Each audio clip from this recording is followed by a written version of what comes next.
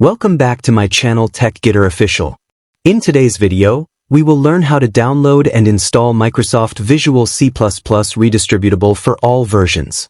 These packages are very important because many applications and games on Windows require them to run smoothly.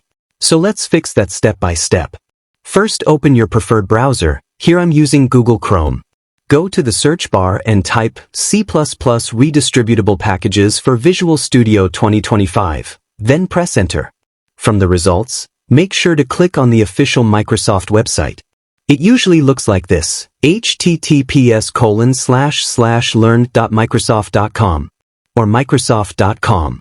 Always download from Microsoft's official page for safety. Once you're on the page, scroll down a little and you'll see the latest VisualC++ Redistributable versions available for download.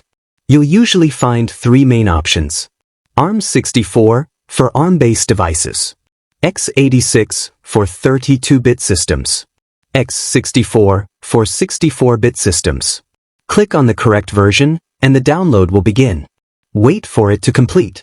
Once the file is downloaded, open it. A setup window will appear.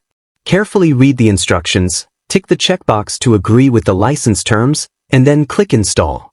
The installation will take a few moments.